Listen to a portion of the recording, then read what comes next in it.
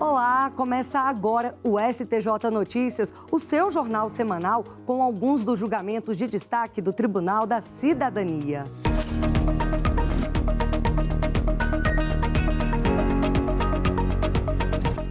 Nesta edição você vai ver: STJ federaliza investigação de mortes no Complexo de Pedrinhas, no Maranhão. E ainda, mantida ordem de prisão contra empresário condenado que atropelou Marina Arcote. E, além disso, abandono da ação de alimentos pelo representante legal de menor incapaz autoriza a Defensoria Pública a atuar como curador especial. O STJ Notícias está no ar.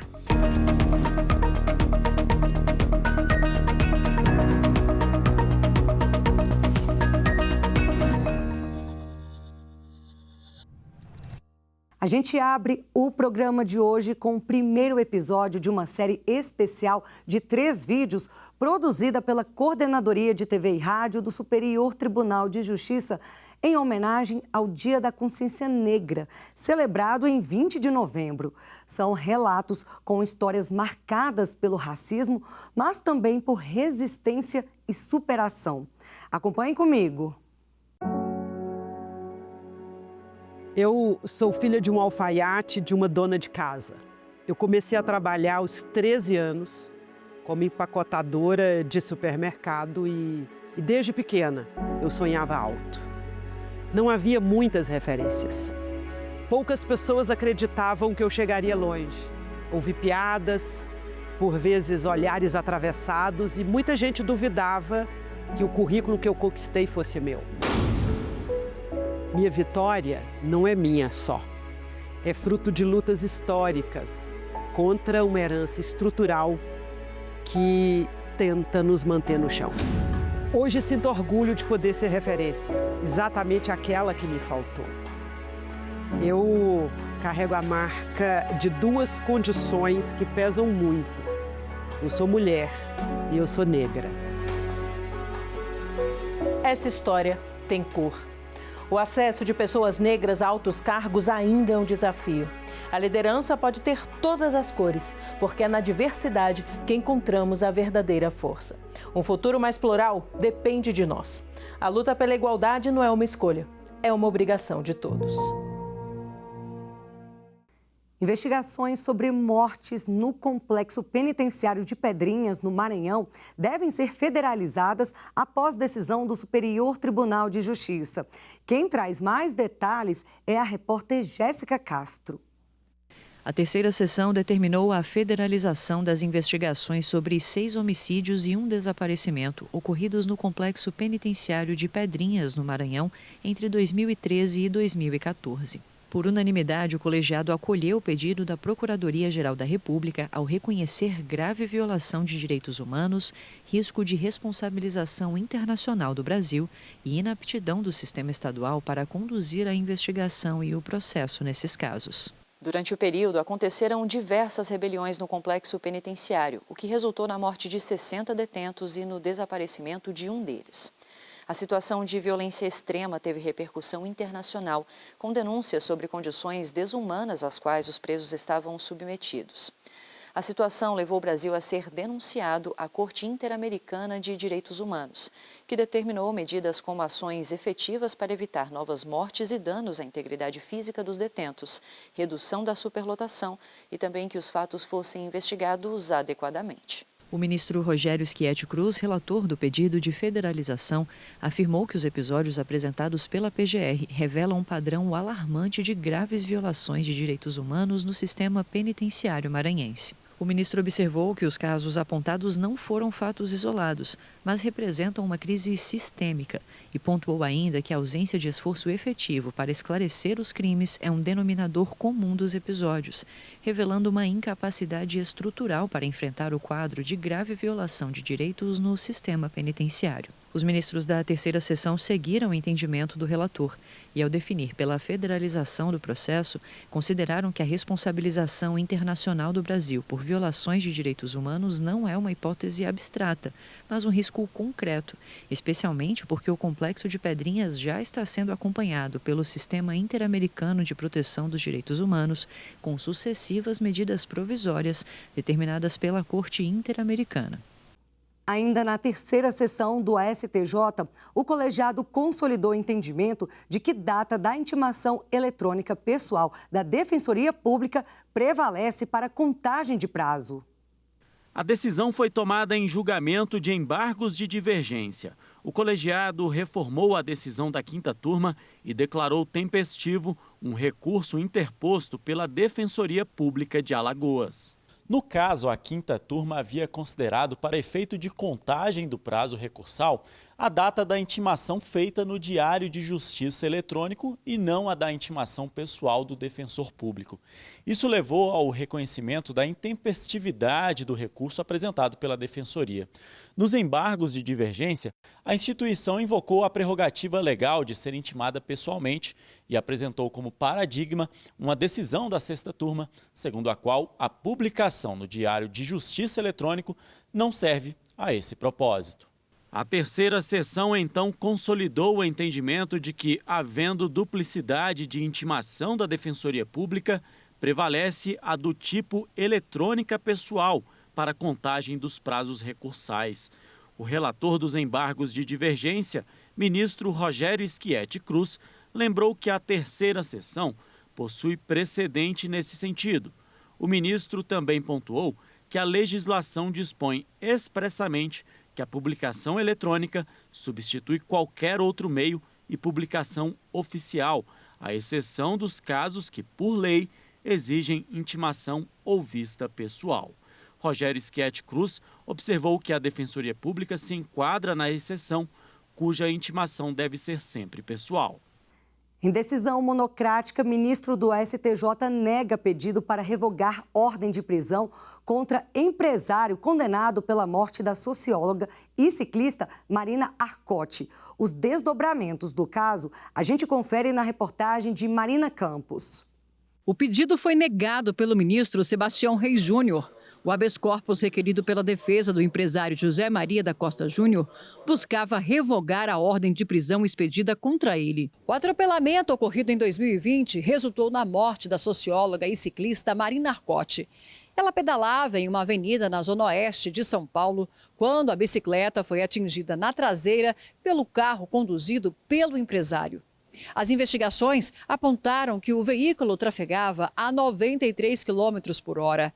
Quase o dobro da velocidade permitida no trecho.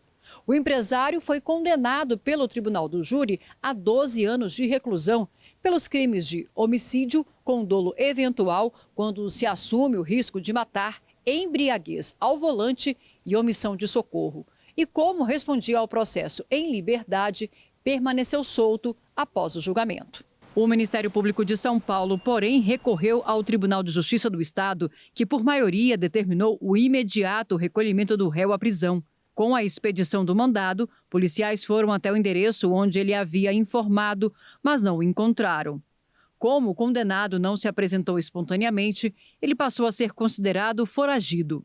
No STJ, a defesa alegou, entre outras coisas, que a execução imediata da condenação não é automática e não pode funcionar como antecipação de pena. O ministro Sebastião Reis Júnior, relator do pedido, ressaltou que o Supremo Tribunal Federal, no julgamento do tema 1068 de repercussão geral, fixou que a soberania dos vereditos do Tribunal do Júri autoriza a imediata execução da condenação imposta pelo corpo de jurados, independentemente do total da pena aplicada. Assim, afirmou, não cabe ao STJ decidir em sentido contrário, sob pena de violar a segurança jurídica.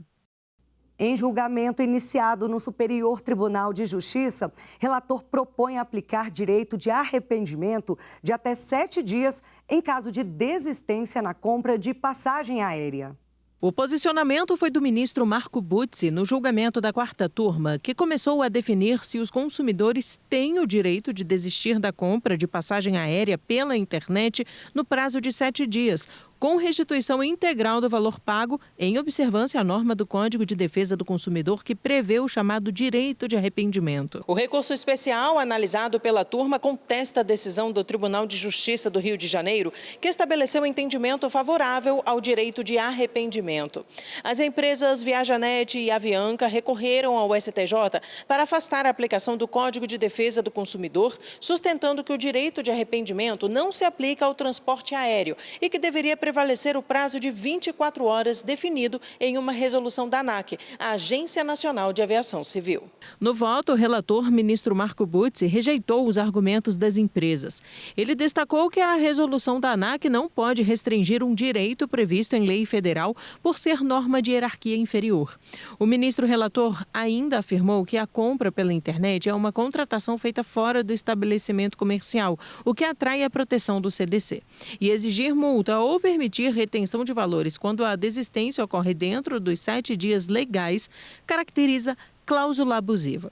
No entanto, o Marco Butzi pontuou que nos casos em que a passagem é adquirida a menos de 7 dias do embarque, pode ser aplicada pelas empresas fornecedoras do serviço a retenção de até 5% do valor a ser restituído, conforme previsto pelo Código Civil. O julgamento na 4ª turma do STJ foi suspenso após pedido de vista do ministro Antônio Carlos Ferreira e ainda não tem data para ser retomado. Como eu mostrei no começo do programa, em comemoração ao Dia da Consciência Negra, o STJ lançou uma série especial de vídeos com histórias marcadas pelo racismo, mas também por resiliência e coragem. Vamos conferir o 2º episódio. Eu não me colocava numa situação menor pelo fato de ter a minha cor, mas muitas vezes eu percebia que eu era colocada nessa situação.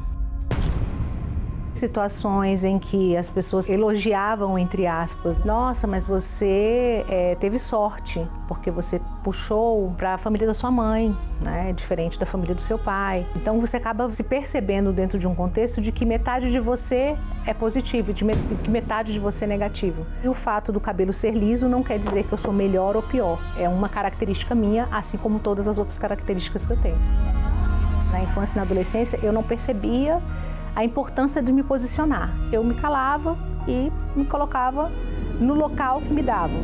Hoje é algo que eu sempre falo isso, ainda tem gente que tenta vir com o tal do moreninha e eu tenho que me posicionar. Não existe esse moreninha. Eu sou preta, meu pai é preto, meu avô é preto. Essa história tem cor.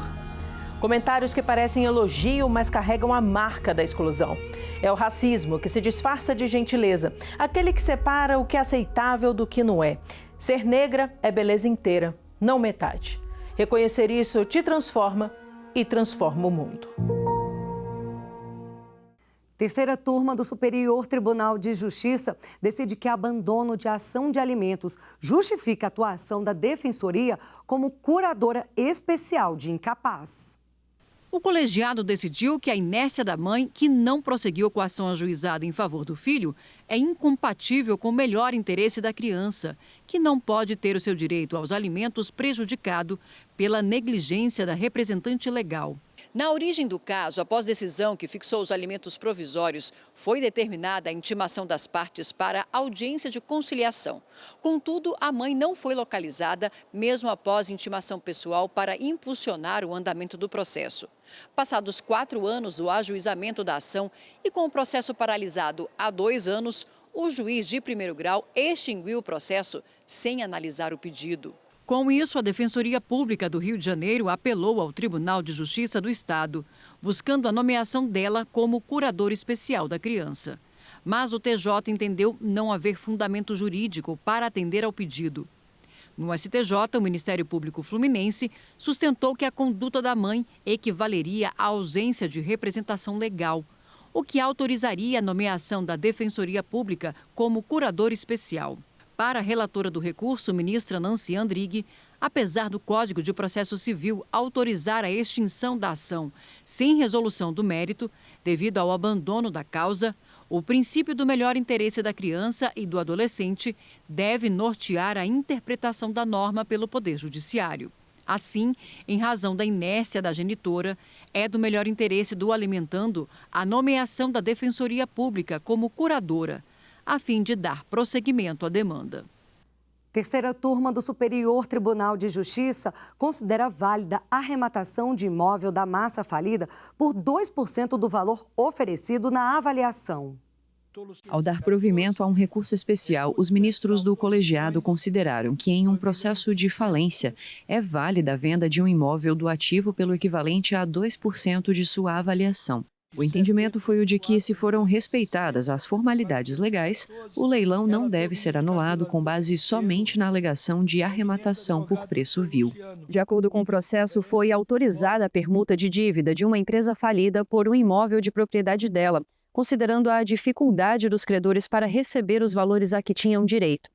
O imóvel, avaliado em R$5,5 milhões, foi vendido na terceira chamada do leilão por apenas R$110 mil.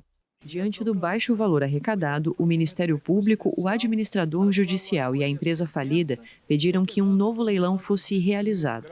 O Tribunal de Justiça de São Paulo anulou a arrematação, que havia sido validada pela primeira instância. O comprador do imóvel recorreu então ao Superior Tribunal de Justiça e sustentou a validade da compra feita no leilão com base na literalidade da lei. O relator do caso, o ministro Ricardo Vilas Boas Cueva, destacou que a legislação sobre o tema permite que, na terceira chamada de um leilão, os bens sejam vendidos por qualquer preço e que a lei prioriza a celeridade na alienação do imóvel. A terceira turma seguiu o entendimento do relator, que apontou que a impugnação realizada não pode ser recebida, porque não foi acompanhada de oferta do impugnante ou de terceiro com preço melhor do que o oferecido pelo comprador, como prevê a legislação. Ainda na terceira turma, os ministros decidiram que, em caso de golpe contra o cliente de um banco, se houve falha no sistema de segurança bancária, a instituição financeira não pode alegar culpa concorrente para querer dividir o prejuízo com o consumidor. Na demanda analisada, a cliente de um banco foi induzida pelo estelionatário, que se passou por funcionário da instituição, a instalar um aplicativo no celular sob o falso pretexto de regularizar a segurança da conta. A partir dessa conduta, conhecida como golpe da mão fantasma ou do acesso remoto, o criminoso contratou um empréstimo de R$45 mil sem o consentimento da correntista e fez diversas transações financeiras totalmente incompatíveis com o perfil de movimentação da conta. Na primeira instância, o banco foi condenado a restituir integralmente o prejuízo da vítima. Contudo, o Tribunal de Justiça do Distrito Federal e dos Territórios reconheceu a ocorrência de culpa concorrente e reduziu a condenação à metade. No STJ, o relator do recurso, ministro Ricardo Vilas Boas Cueva, observou que os bancos têm o dever não só de criar mecanismos capazes de identificar e coibir a prática de fraudes, mas de aprimorá-los constantemente. O magistrado ressaltou que a validação de operações suspeitas que não correspondem ao perfil do consumidor caracteriza defeito na prestação do serviço, o que leva à responsabilização objetiva do banco. O ministro apontou que, no caso julgado, não é razoável entender que a vítima do golpe, ao instalar programa de captação dissimulada de dados pessoais no celular, sob a orientação de pessoa que se dizia ser funcionário do banco, assumiu o risco consciente de vir a sofrer prejuízos. Com esse entendimento, a instituição financeira foi condenada a ressarcir integralmente a vítima. Superior Tribunal de Justiça mantém indenização a autor de obra publicada com pseudônimos escolhidos pela editora. De acordo com o entendimento firmado, o autor tem direito de escolher o próprio pseudônimo. A decisão unânime da terceira turma do STJ considerou passível de indenização a conduta da editora que publicou um livro com 2 pseudônimos criados por ela própria, sem autorização do verdadeiro autor e sem mencionar o pseudônimo escolhido por ele. Na origem, o Tribunal de Justiça de Pernambuco manteve a condenação da editora ao pagamento de R$ 264 mil em danos materiais e R$ 20 mil em danos morais. A editora também foi obrigada a inserir o nome do autor em todas as futuras edições da obra, bem como erratas nos exemplares ainda não distribuídos. A editora recorreu ao STJ alegando que o contrato com o autor previa a cessão total dos direitos autorais e a possibilidade de uso de pseudônimo. O recurso especial teve o provimento negado pela terceira turma. No voto, o relator ministro Ricardo Vilas Boas Cueva enfatizou que, embora a lei dos direitos autorais permita a transferência total ou parcial dos direitos patrimoniais sobre a obra a terceiros, o mesmo não é possível aos direitos morais. Assim, afirmou o ministro, é prerrogativa do autor decidir sobre a forma de identificação da obra, direito que não pode ser transferido ou alienado ao cessionário dos direitos patrimoniais. Já no direito público, a primeira turma do STJ decidiu que isenção de IPI na compra de carro por taxista não exige exercício anterior da atividade. O colegiado negou o provimento ao recurso especial interposto pela Fazenda Nacional contra o acórdão do Tribunal Regional Federal da Primeira Região, que reconheceu o direito de um cidadão à isenção do imposto sobre produtos industrializados, o IPI, na compra de seu primeiro carro destinado ao serviço de táxi. A Fazenda Nacional sustentava que o TRF1 teria dado interpretação extensiva à norma de isenção prevista na legislação que dispõe sobre o IPI. Foi argumentado que o artigo 1º da lei vincularia a concessão do benefício à comprovação de que o interessado já esteja exercendo a atividade de taxista por ocasião da compra do veículo. Mas o entendimento do STJ foi o de que, para obter a isenção do imposto, não é necessário que o comprador do carro comprove que já vinha exercendo a profissão de taxista. Basta ter a autorização ou permissão prévia do poder público para atuar no serviço. O tribunal entendeu que a isenção tem o objetivo de incentivar a atividade dos taxistas, ao facilitar a aquisição dos veículos que são instrumentos de trabalho. O relator do recurso foi o ministro Paulo Sérgio Domingues, e ele destacou que a finalidade extrafiscal da norma e a coerência com o sistema jurídico demonstram que a expressão motoristas profissionais se refere ao uso exclusivo do veículo para serviço de táxi, sendo suficiente a autorização ou permissão prévia do poder público para garantir o benefício fiscal. Para o ministro, restringir o benefício apenas aos taxistas já estabelecidos anteriormente na profissão equivaleria a reduzir o alcance social da lei, criando uma barreira injustificada ao ingresso de novos profissionais e incompatível com o objetivo da política pública. E dando sequência à comemoração do Dia da Consciência Negra, você vai conferir a partir de agora o terceiro e o último vídeo da nossa série especial com histórias emocionantes e inspiradoras de luta contra o racismo.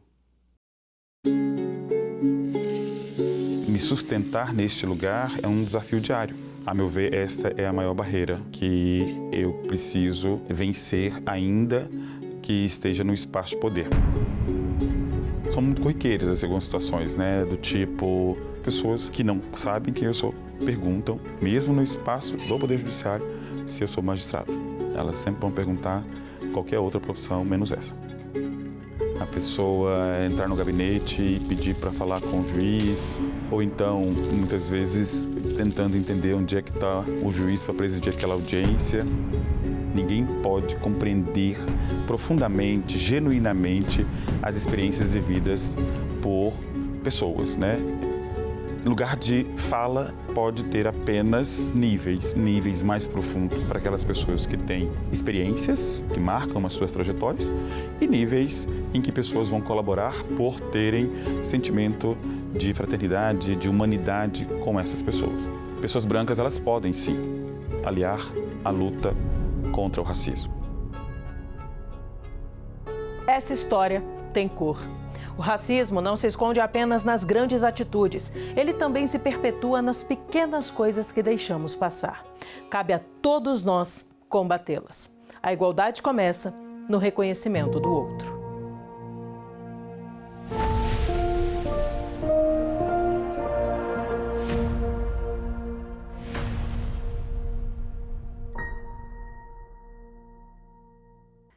Estamos chegando ao fim de mais um STJ Notícias. Na semana que vem tem mais programa para você. Mas até lá, te convido a continuar atualizado sobre tudo o que acontece aqui no Tribunal da Cidadania, acessando o site oficial e o canal da Corte no YouTube. Tem também as redes sociais e as plataformas de áudio. Até mais!